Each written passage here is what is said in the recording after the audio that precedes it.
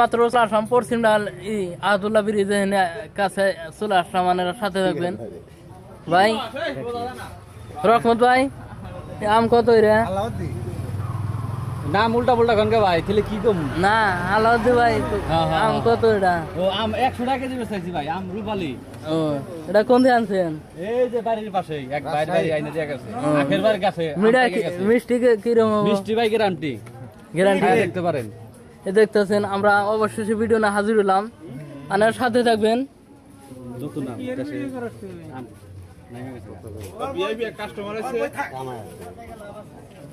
এই নতুন আম আজকে আনছেন নাকি? হ্যাঁ ভাই, আজকে প্রথম। ও আনে তো তরমুজ বেচা বাদ দিছেন? হ্যাঁ, তরমুজ বেচা বাদ দিছি, তরমুজের সিজন শেষ। তরমুজ খালি পোকা। এখন তরমুজ খালি পাঁচা লাগে, মিঠা লাগে না। এখন আম তুলবেন না? এখন আর ওইটা মধু লাল এটা কয় না। এখন এটা মধু। এই বাকি আম কি কিনবে আইলে? তুমি জয় গুরু সাধু গুরু আমকে আমে হবে চকচকা সেই রকম আমরা দিব আমের উপরে একবার আমরা দিব